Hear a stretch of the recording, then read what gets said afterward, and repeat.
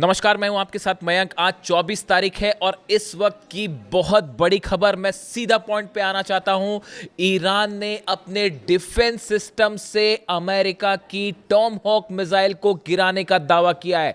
देखिए, ये बहुत बड़ी खबर है। जो लोग डिफेंस इंडस्ट्री से जुड़े हैं, जो इस बात का मतलब समझते हैं कि अगर अमेरिका की टॉमहॉक मिसाइल तबाह करता है ईरान, तो ये ईरान की इस जंग की सबसे बड़ी कामयाबी में से एक है।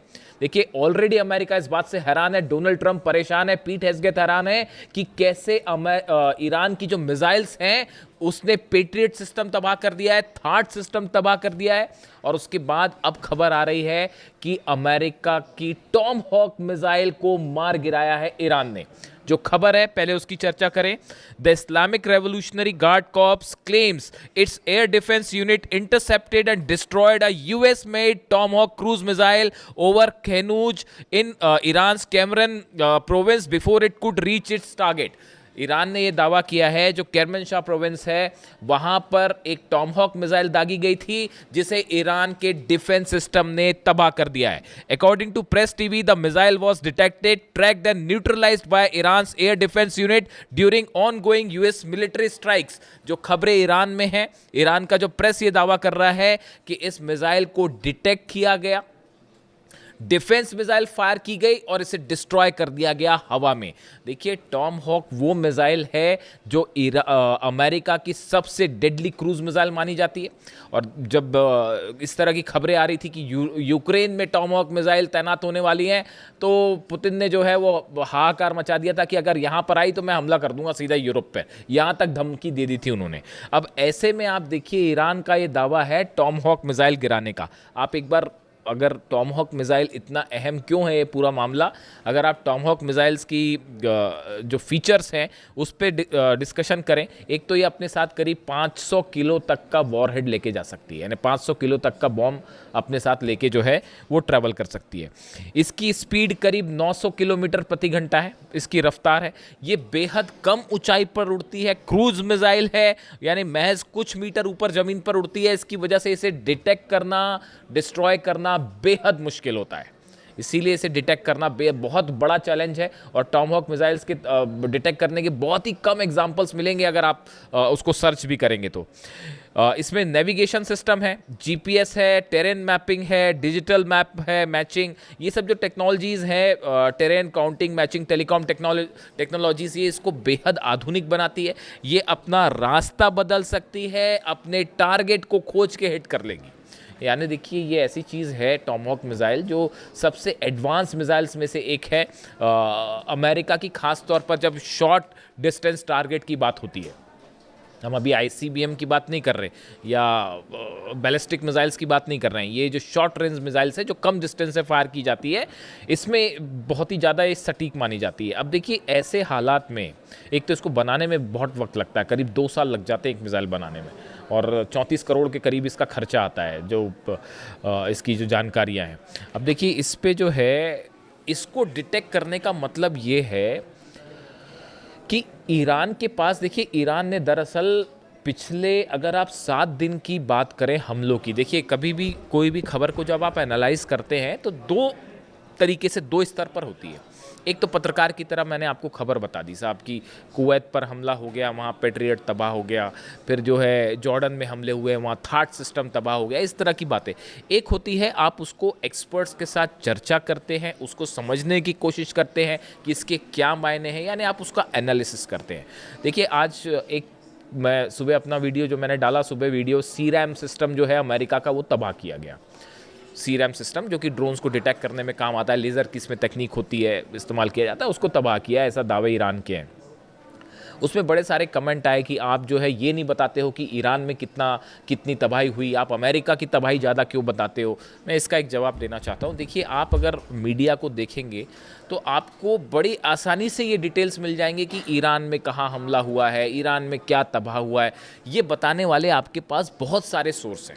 लेकिन अमेरिका में कितना नुकसान हुआ है, इजराइल में, ये बताना एक तो बड़ा चैलेंजिंग काम है। देखिए, ये दावे करना बहुत ही, इसमें आपको मेहनत लगेगी, रिसर्च लगेगी, आपके सोर्सेज मजबूत होने चाहिए, तभी आप ये काम कर सकते हैं। इसीलिए हम एक कोशिश करते हैं कि आप तक वो खबर पहुंचाए जो साधारण इजीली आप तक नहीं पहुंच पा रही है। दूसरी चीज़ ये है कि ईरान के जो हमले होते हैं अमेरिकन बेसिस पे या इजराइल में या मिडिल ईस्ट में, यहाँ से खबरें निकालना बड़ा मुश्किल हो जाता है, क्योंकि मीडिया कवरेज पर बैन लग जाती है इन देशों में कि आप जो है वो मीडिया कवर नहीं कर सकते। आप चाहे सऊदी अरब की बात कर लें, चाहे आप यूएई की बात कर लें, सब जगह निर्देश हो जाता है कि भाई इसको कवर मत करिए। इसी तरह का हाल जो है वो कुवैत में भी है, इजराइल से तस्वीरें बाहर आती नहीं है। तो इन हालात में यहाँ से खबरें निकालना बड़ा मुश्किल होता है, लेकिन उसके बावजूद हम ये कोशिश करते हैं। इसीलिए ज़्यादा खबरें ये होती हैं कि ईरान ने कितना नुकसान पहुंचाया, बात नंबर 1। बात नंबर 2, कई बार आप सिर्फ खबर ही नहीं बताते हो, आपको स्टैंड भी लेना पड़ता है कि क्या चीज़ सच है, क्या चीज़ सही है, क्या चीज़ गलत है। अगर 168 बच्चियों पर टॉमहॉक मिसाइल से हमला होगा तो उसकी आलोचना भी होगी। वो मैं सिर्फ खबर ही नहीं दूंगा, उसकी आलोचना भी करूंगा, और जितनी हो सकती है उतनी करूंगा, क्योंकि आप सिर्फ हर बार सिर्फ एक खबर देने तक सीमित नहीं रह सकते। आपको ये भी बताना होगा कि क्या चीज़ सही हो रही है। अगर बच्चे मर रहे हैं फिलिस्तीन में तो उसको बोला जाएगा कि ये जेनोसाइड है साहब। अगर छोटे छोटे बच्चे मर रहे हैं, 30,000 बच्चों को अगर फिलिस्तीन में भूखा मार दिया जाए तो वो सिर्फ खबर बताने तक कम से कम मैं तो सीमित नहीं रहूंगा, मैं ये भी बताऊंगा कि ये जेनोसाइड है और इसकी आलोचना की जानी चाहिए। ठीक है, तो ये भी बात होती है। दूसरा, आप जब खबरें निकालते हैं वो आपको पता ही है, देखिए मैं इस बारे में कुछ नहीं कहना चाहता, ये इस वॉर के दौरान की करीब 20 से 25 खबरें ऐसी हैं जो हमने प्रिडिक्ट की और वो बिल्कुल सही हुई। जिस दिन अली खामेनी साहब पर अटैक हुआ था, इस तरह की चर्चाएं शुरू हो गई थी कि बस अब तो हार गया ईरान, अब तो हार गया ईरान। हिंदुस्तान में शायद इकलौता हमारा पॉडकास्ट है जिसमें हमने ये कहा था कि आप जंग करके देख लीजिए, ईरान कभी नहीं हारेगा। 5 महीने बाद आप कहाँ खड़े हैं देख लीजिए। हकीकत जानना चाह रहे हैं आप, थार्ड सिस्टम के ऊपर मिसाइल गिरी है, चेक कर लीजिए जाके। तस्वीरें आएंगी बाहर जब आएंगी सैटेलाइट से, ये मैं दावा कर रहा हूं आपको। थर्ड सिस्टम के ऊपर मिसाइल गिरी है। पेट्रियट सिस्टम 3 जगह तबाह हुए हैं। मुझसे कोई कह रहा था कि आप बार बार पेट्रियट, भाई साहब कुवैत में अलग पेट्रियट सिस्टम तबाह हुआ है, बहरीन में अलग तबाह हुआ है, जॉर्डन में तबाह हुआ है। जॉर्डन में तो जहां लगा था ना पेट्रियट सिस्टम, उसके ऊपर खुर्रमशहर 4 मिसाइल गिरी है। पता कर लीजिएगा जाके, अभी दावे आएंगे। 30 प्लेन पिछली बार गिरने की हमने बात कही थी, निकले 42 प्लेन्स गिर गए थे। और इस बार भी अभी बार बार हम कह रहे हैं कि जॉर्डन में बड़ा नुकसान हुआ है। F-15 एक गिरने की और एक जलने की बात आ रही है, अभी आप देखते जाइए।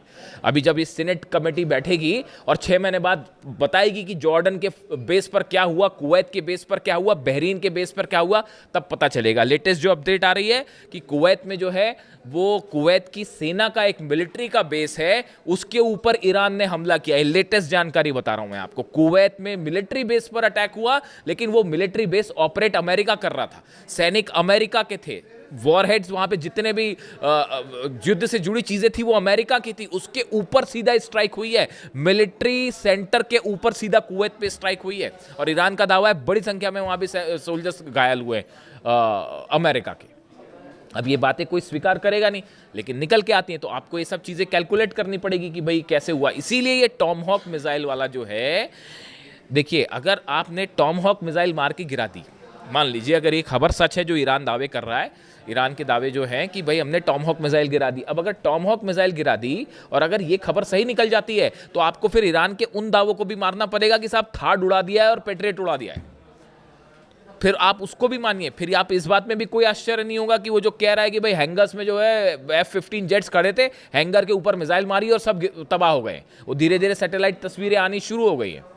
इसीलिए इन खबरों का एनालिसिस जो है मुश्किल है थोड़ा सा। अब देखिए, ये जो अगर अमेरिका के हमलों की बात की जाए, जो अमेरिका ने स्ट्राइक्स की हैं पिछले 12 घंटे में, केशम आइलैंड्स पर हमले हैं, एहवाज में हमले हैं, खुजेस्तान में हमले हैं, लारक आइलैंड्स के पास हमले हैं, सिरीक पर हमले हैं, बंदर अब्बास में हमले हैं, अधिमेश में और ओमिदी है, ये वो इलाके हैं। करीब 15 इलाके ऐसे हैं जहां पर धमाकों की आवाज़ें हैं पिछले 12 घंटे के अंदर। तो ईरान पे तो स्ट्राइक हो ही रही है, लेकिन जब आप आ जाके सर्च करेंगे तो आपको दुनिया भर के अखबार, दुनिया भर के मीडिया आपको डिटेल बता देगी बड़ी आसानी से कि हाँ भाई ईरान में जो इस जगह धमाके हुए। ईरान छुपाता भी नहीं उस बात को, बता देता है हाँ यहाँ हमारे हमले हुए हैं, इतने पुल तबाह हुए हैं। आपको ये बात कौन बताएगा कि जॉर्डन में कितने बेस तबाह हुए हैं अमेरिका के, कुवैत में कितने बेस तबाह हुए हैं, बहरीन में कहाँ कहाँ मिसाइल्स गिरी है, अमेजॉन के डेटा सेंटर पर हमला हुआ। आज खोल के देख लीजिए पूरी खबरें क्या है। मिसाइल गिरी, उसके 15 मिनट के अंदर हमने खबर अपलोड कर ली थी। परसों का मेरा वीडियो उठा के देख लीजिए आप। अमेजॉन का डेटा सेंटर हिट हुआ था 15 मिनट के अंदर, जबकि मैं तो पॉडकास्ट कर रहा हूं। और देखिए ये सब दावे सच साबित होंगे। थर्ड सिस्टम, उससे कई कमेंट्स पे सवाल उठ रहे थे कि ये कैसा हो सकता है, कैसे हो सकता है। पेट्रियट सिस्टम तबाह हुआ है, थर्ड सिस्टम तबाह हुआ है, जेट्स कई जलने की खबर है, और अब ये है ये टॉमहॉक वाले जो ये अभी दावे के लेवल पे है। इसको वेरीफाई करने में टाइम लगेगा, है या नहीं है, टाइम लगेगा, लेकिन ये दावा चूंकि है और बहुत बड़ा दावा है, तो टॉमहॉक मिसाइल को मार गिराना आसान बात नहीं है। अब इसके अलावा देखिए 13 दिन में 55 लोगों की मौत है ईरान में। ये ईरान की तरफ से कहा गया है कि ये जो 13वीं दिन की स्ट्राइक हुई बीती रात, इन 13 दिनों में ईरान में 55 लोगों की मौत हो गई है। और अब देखिए हमले जो हो रहे हैं वो सेंट्रल ईरान पे हो रहे हैं। आप इस बात को समझिए। पहले 2 कोशिशें चल रही हैं डोनाल्ड ट्रंप की तरफ से, अमेरिका की तरफ से। एक, हॉर्मूज के आसपास हमले किए जाएं। पहले इन्होंने कोशिश की कि मेन लैंड से हॉर्मूज को हम अलग कर दें। 11 दिन तक जो बमबारी थी उसकी कोशिश ही यही थी। ये शायद चाहते थे ग्राउंड ऑपरेशन करें, और वो एक कोशिश थी कि भाई बंदर अब्बास हो गया, केशम हो गया, लारक आइलैंड हो गया, सिरिक हो, इन सब का हम मेन लैंड ईरान से कनेक्शन तोड़ दें। इसलिए पुल तोड़ रहे थे बम गिरा के। वो पुल तोड़ दे रहे हैं, वो 6 घंटे के अंदर साहब पुल बना दिया फिर से। ऐसी भी तस्वीर आई है। बंदर अब्बास के पास एक पुल पर हमला हुआ और वो पुल गिरा, मेन कनेक्शन लाइन थी, वो जैसी गिरी उसके वो अमला वहाँ खड़ा हो गया, तुरंत जाके उसको बनाने में जुट गया। ऐसी ईरान थोड़ी ना। आप खुद सोचिए इस बात को, जो मेरे पे सवाल उठा रहे हैं, जरा वो इस बात को सोचें। दुनिया में इजराइल की आर्मी और उसकी ताकत आप जानते ही हैं। अमेरिका के पास आप हथियार देख लीजिए, अरब देशों, इन सब से एक देश मुल्क लड़ाई कर रहा है पिछले 5 महीने से। और आप क्या कर पाए? आप क्या ईरान में कब्जा कर पाए, कदम रख पाए? डर रहे हैं अभी भी डर है साहब कि अगर वहाँ कदम रखेंगे तो पता नहीं क्या होगा। इसी वजह से ऑपरेशन नहीं हुआ। वो एयर स्ट्राइक्स होती रही, लेकिन ये जो ग्राउंड ऑपरेशन वाला प्लान है फिर कैंसिल हो गया। ये कोशिश कर रहे थे केशम आइलैंड पे और या फिर अबू मूसा आइलैंड पे या ऐसे किसी आइलैंड पर कब्जा करने की, लेकिन वो हो नहीं पा रहा है। क्यों? डर रहे साहब हमला कर। वो तो जो छोड़ी है, वो तो ऐसा ठोक रहे हैं। हॉर्मूज में एक जहाज़ गिरने की तस्वीर देखी आपने? वो हॉर्मूज में जब कंफर्म हो जाएगा तो मैं बताऊंगा क्या। अभी ये कंफर्म नहीं है कि कौन सा जेट गिरा है। अमेरिका का एक जेट हिट किया गया है हॉर्मूज के आसमान में, उसके गिरते हुए और आग लगती हुई तस्वीरें हैं। अब वो कौन सा है, वो इनका वो महंगा वाला ड्रोन, क्या नाम है उसका, वो ड्रोन है या कोई F-15 तो नहीं हिट हो गया? इस तरह की भी खबरें हैं। अब अभी वो सच्चाई जब होगी तब सामने आएगी। MQ-9 रिपर ड्रोन तो ऐसे गिर रहे हैं जैसे बच्चे मार के गिरा देते हैं, पतंगों को गिरा देते हैं, खींच के काट देते हैं, वैसे रिपर ड्रोन्स गिर रहे हैं। पता नहीं कितने अरब का है वो। तो अब वो रिपर ड्रोन गिरा है या फिर F-35 F-15 जो है वो फिर से डाउन हो गया है हॉर्मूज में। उसकी तस्वीरें हैं, अब देखना पड़ेगा उसमें सच्चाई क्या है। और वो लाल सागर के आसपास जो है, अलग से वीडियो कर दूंगा मैं, वो लाल सागर के आसपास ईरान ने अपनी बैलिस्टिक मिसाइल तैनात कर दी है। वहाँ सिर्फ हूती का खेल नहीं है वहाँ पे। तो बड़ी सीधी सी बात है, हूती मतलब पीछे रूस बैक कर रहा है, ईरान बैक कर रहा है हूतीस को। और 2 अरब के 2 जहाज़ ठोकने का मतलब है अभी क्यों नहीं हुआ हमला? अब तक कर देते हमला, सऊदी अरब हमला कर देता, और ईरान ने अपनी मिसाइल्स लगा रखी हैं वहाँ पे कि यमन पर हमला करोगे तो ये लो नतीजा। अब ये डोनाल्ड ट्रंप जो कह रहे हैं, जो नया बयान आया है कि बड़ा ही मतलब मैसिव अटैक करने वाले हैं और ईरान पर ऐसा हमला होगा कि बिल्कुल तबाही मच जाएगी, ईरान ने भी उसकी तैयारी कर ली। कि आप पिकेक्स माउंटेन पर देखिए कहानी क्या है, जो मेरे को समझ में आई अब तक बात। ये जंग बहुत ज़्यादा तो नहीं खींच सकते डोनाल्ड ट्रंप, ये बात तो तय है। बड़ा नुकसान हो रहा है अमेरिका को, ईरान से कई गुना ज़्यादा नुकसान हो रहा है अमेरिका को, समझ रहे हो आप? तो ये ज़्यादा दिन जंग खींचेंगे नहीं, मुझे ये लगता है। पता नहीं, अभी मैं समझ पा रहा हूँ जितना कि डोनाल्ड ट्रंप का प्लान ये है। आप इस बात को याद रखिएगा, अगर ऐसा हो जाए ना तो हम फिर बात करेंगे कि वो दावे भी याद रखने पड़ते हैं, कई बार बताना भी पड़ता है, क्योंकि बड़ी भ्रमित खबरें आती हैं, भ्रम फैलाने वाली खबरें आती, तो उसके बीच में कोई दावा करना बड़ा ही मतलब उसका काम होता है। तो अभी मुझे ये लग रहा है कि ये पिकेक्स माउंटेन पर हमला होगा। ईरान के जो बचे हुए न्यूक्लियर ठिकाने हैं, हो सकता है पिकेक्स माउंटेन पे भी बंकर बस्टर बम से हमला हो सकता है। 2 बेस हैं ब्रिटेन के जहां हलचल हो रही है, B-1 B-2 बॉम्बर्स की, डिएगो गार्सिया में भी हलचल हो रही है, उस पर भी अलग से बात करेंगे। और रॉयल एयरफोर्स का जो दूसरा बेस है वहाँ पर भी जो है B-1 बॉम्बर्स वहाँ से टेक ऑफ कर रहे हैं। इस तरह की खबरें आ रही हैं। अब इस सूरत में bunker buster bombs GBU 72 bombs तैयार है। अब ऐसा लगता है कि अमेरिका पिकेक्स माउंटेन पर हमला करेगा, और हमला करने के बाद वही बात कही जाएगी कि जैसे इन्होंने नतांज फोर्दो और इस्फहान के लिए कहा कि वी हैव ऑब्लिटरेटेड देम, मतलब हमने ईरान का एकमात्र परमाणु अड्डा बचा था पिकेक्स माउंटेन के नीचे, हमने उसको भी तबाह कर दिया और अब हम यहाँ से जा रहे हैं वापस। ये प्लान है साहब अमेरिका का। Plan number 1। और प्लान नंबर 2 है बड़ी जंग करी जाए, लंबी जंग करी जाए, लेकिन इसकी बहुत बड़ी कीमत चुकानी पड़ेगी डोनाल्ड ट्रंप को। अब वो हिम्मत कर पाएंगे नहीं कर पाएंगे वो आप जानो। ईरान तो तैयार खड़ा है, ईरान कह रहा है आप आइए हमला कर लीजिए, दो करना है कर लीजिए। आपने 28 तारीख को वो कर दिया है जिसके बाद ईरान के अंदर से डर खत्म हो चुका है। अली खामनी साहब को आपने असैसिनेट करके ईरान की 9 करोड़ जनता को आपने अली खामनी बना दिया है। हकीकत सिर्फ ये है। आप ईरान के लोगों के मेरे वीडियो में कमेंट्स आते हैं, जब इंटरनेट खुलता है वहाँ इलाकों में, तो वो वहाँ भी बड़ी अच्छा, ये मैं बड़ा शुक्रगुजार हूँ इस बात के लिए। मेरे पास ईरान से कमेंट आते हैं, I am so thankful for them. वो वहाँ पे ईरान में वीडियो देख रहे हैं, जो हिंदी जानते होंगे वो देख रहे हैं। एक भाई साहब का एक दिन कमेंट आया, वो तो बहुत ही बड़ी बात थी कि हम जो है वो तेहरान में आपका वीडियो देखते हैं और जो लोग फारसी जानते हैं उनको उसका अर्थ समझाते हैं। ये तो बहुत ही बड़ा कॉम्प्लीमेंट था, बहुत ही बड़ी बात है। तो खैर, तो अब हालात ये है कि डोनाल्ड ट्रंप पिकेक्स माउंटेन पर हमला करने की तैयारी में, और ऐसी भी खबरें आ गई हैं कि ईरान की तरफ से बड़ी वार्निंग दे दी गई है कि अगर हमारे पिकेक्स माउंटेन पर हमला हुआ, जाग्रोस पर हमला हुआ, तो बाकी तो पता नहीं तेल अवीव नहीं बचेगा। तेल अवीव पे हम सीधा हमला करेंगे।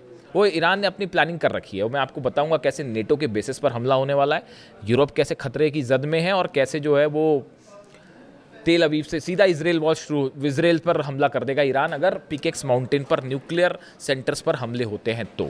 लेकिन इस बीच बड़ा डेवलपमेंट ये है साहब कि अब्बास अराक्ची साहब की लावरो से मुलाकात हुई है, रूस के विदेश मंत्री से, और चीन के विदेश मंत्री वांग यी से मुलाकात हुई है।